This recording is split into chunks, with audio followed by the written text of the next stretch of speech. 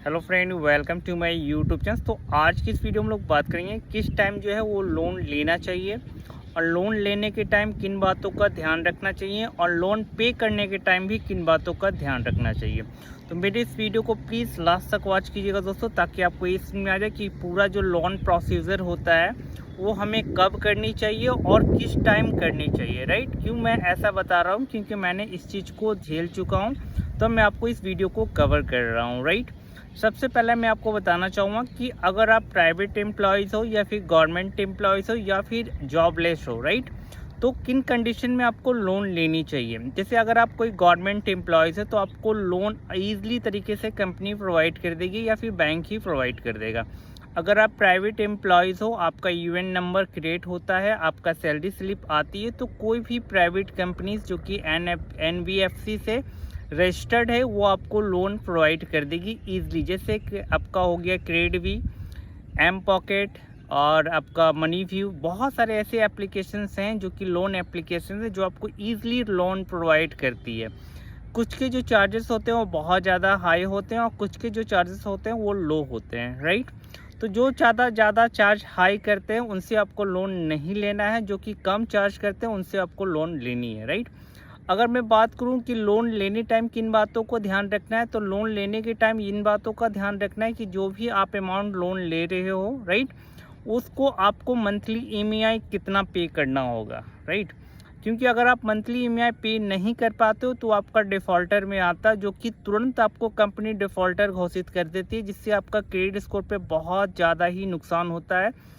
Plus क्या है कि आपको वो कंपनी, जिस कंपनी के एप्लीकेशन से आपने लोन लिया है, वो दोबारा लोन भी नहीं देगी आपको। क्लियर ये चीज़? तो इन बातों को आपको ध्यान रखना चाहिए।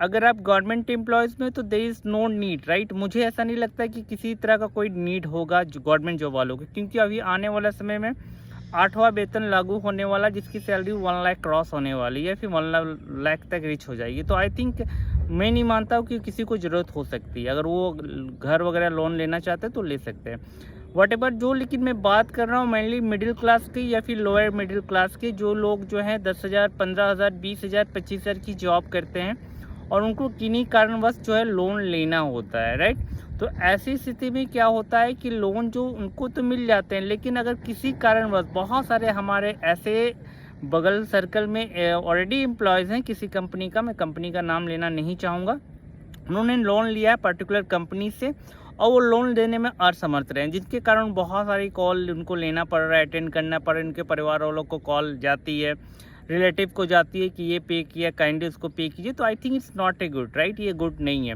दूसरी चीज़, अगर आप ये सोचते हो कि मेरा 10 दिन डिले जा रहा है ईएमआई पे करने में, 20 दिन डिले जा रहा है ईएमआई पे करने में, मैं उसको पूरा क्लियर करके मुझे एक्स्ट्रा लोन मिल जाएगा, तो बहुत बड़ा गलतफहमी में हो। मैं आपको एक उदाहरण के साथ इस चीज़ को समझाता हूँ, बातों को ध्यानपूर्वक सुनिएगा। मेरा एक दोस्त है जिन्होंने 45,000 लोन लिया था क्रेडिट एप्लीकेशन से। राइट, उनके 4,000 टैक्स कटे थे और उनका जो अकाउंट में क्रिएट हुआ था वो 41,000 रुपीज़ समथिंग्स आए थे। उनका जो ईएमआई डेट पड़ा था, सॉरी ईएमआई जो अमाउंट पड़ा था वो 5,108 रुपीज़ थी, जो कि 10 मंथ का टेन्यूर था। क्लियर यहाँ तक? उन्होंने 2 मंथ जो है वो पूरा क्लियर पे किया, किसी भी तरह का कोई डिले नहीं। लेकिन जो थर्ड पेमेंट है, थर्ड पेमेंट में उनका डिले हो गया, मतलब सैलरी डिले आई, 10 दिन डिले आया उनकी सैलरी। राइट, तो उन्होंने क्या किया कि 10 दिन डिले के लिए उनको अचानक कॉल आने लगा, क्रेडिवी के जो कॉल रिकवरी एजेंट है उनसे कॉल आने लगा कि आप काइंडली पे कीजिए। उन्होंने बोला कि सर मैं पे कर दूंगा, अभी हमारे पास बैलेंस नहीं है।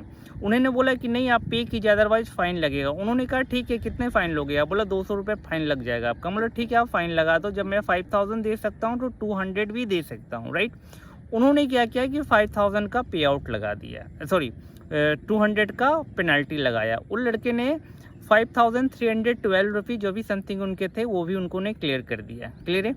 अब जो है उन्होंने ये सोचा कि उनके जो नेट ड्यू थे वो 35,000 ड्यू था। उन्होंने ये सोचा कि अगर मैं 35,000 पूरा क्लियर कर देता है, एनओसी ले लेता हूँ, तो मैं यहाँ से नेक्स्ट लोन ले सकता हूँ, या 50,000 या 55,000 का है। जैसे ही वो बंदा पे करता है पूरा 35,000 रुपये, उनके अकाउंट से कट जाते हैं 35,000 रुपये और वो फिर दोबारा एलिजिबल नहीं हो पाता है लोन के लिए। मतलब अगर मैं बात करूँ तो यहाँ पे पूरा का पूरा नेट लॉस जो है वो 35,000 का उस बंदे का हुआ। तो I think it's not a good, right. ये गुड नहीं है, क्योंकि मान लो अगर आप तो शो करते हो कुछ और लोन कि आप इतना लोन ले सकते हो, आपकी क्रेडिट स्कोर अच्छी है, और फिर जब आप इंटरनल आदमी जाता है तो वो फिर बहुत ही ज़्यादा कम रहता है, या राइट।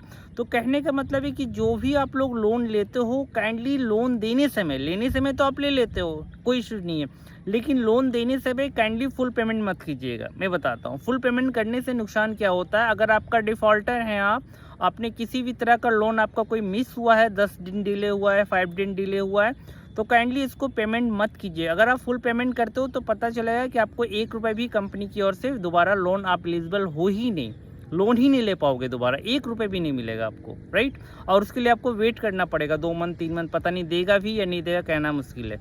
तो इस बातों का आपको ध्यान रखना है। अगर आप लोन ले भी लिए हो तो घबराने की कोई बात नहीं है।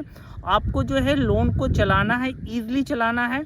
ईजिली चलाना है मतलब क्या, कि उसको आप आराम से भर सकते हो, मंथली बाय मंथली भर सकते हो, कोई इश्यूज नहीं है।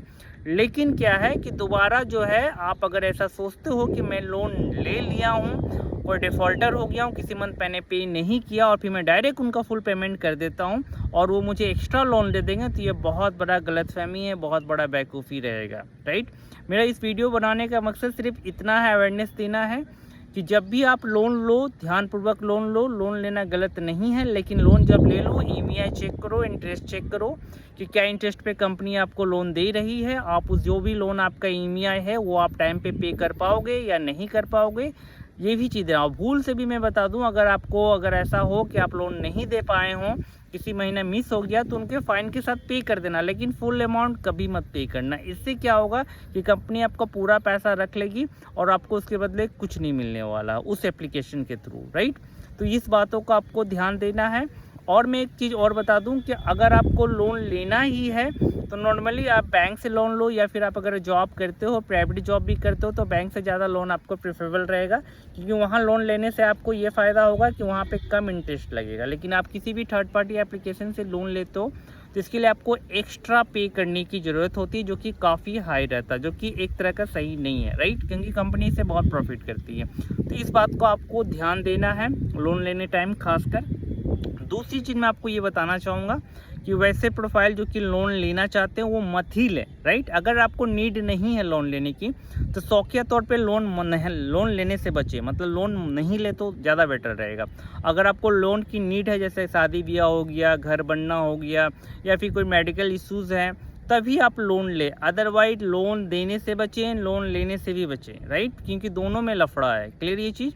तो वैसे प्रोफाइल जो कि लोन लेना चाहते हैं तो काइंडली इन बातों का ख्याल रखें, ताकि जो है आपको किसी भी तरह भविष्य में किसी भी तरह का कोई टेंशन ना हो। वीडियो अच्छा लगा हो तो प्लीज़ दिल से लाइक कीजिएगा, शेयर कीजिएगा, सब्सक्राइब कीजिएगा। जय हिंद।